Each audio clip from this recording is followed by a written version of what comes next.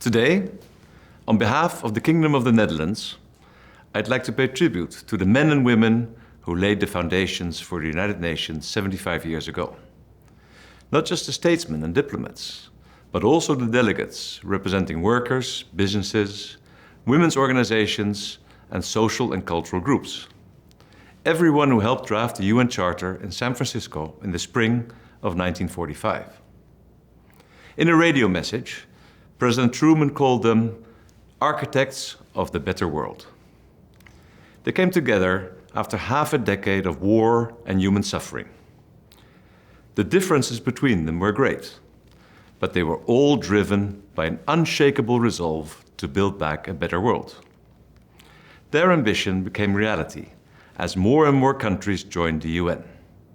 Both my generation and the next are grateful for the opportunities this has given us.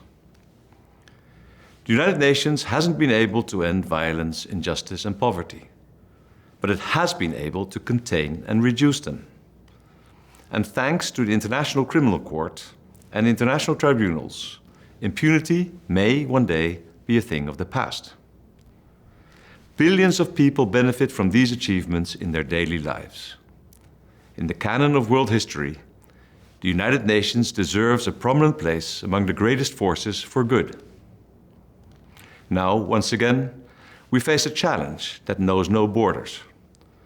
The COVID-19 pandemic can't be compared to a world war, but it impacts us all.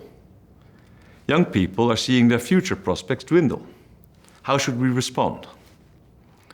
The best way is to ask them what they think.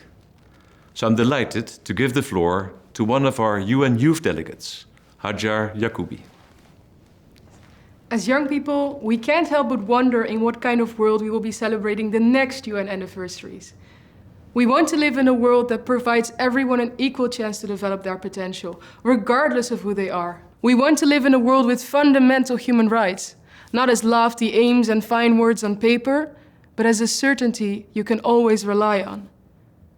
We want to live in a world that protects both people and planet, a world where we finally put the brakes on the climate crisis, loss of biodiversity, and global warming. We want to live in a world that thinks about the long term. When stating these aspirations as a young person, I have too often also been told that I'm either too optimistic, naive, or too idealistic.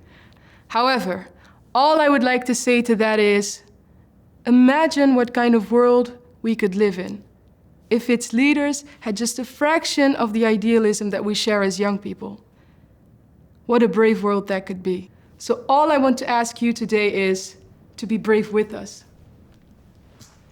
I hope with all my heart that we can summon the spirit of the UN's founders and say to each other, let our recovery be a leap forward. In his farewell speech in 1953, the very first Secretary General of the UN, Tocqueville, put it like this: our organization reflects the imperfections of our time, but it is also an expression of the most constructive forces of our world and a symbol of hope for the future. On behalf of the 4 countries of the Kingdom of the Netherlands, in Europe and the Caribbean, I congratulate our United Nations on its 75th anniversary. And I wish all architects of the better world, whatever their age, nationality, or background, every success.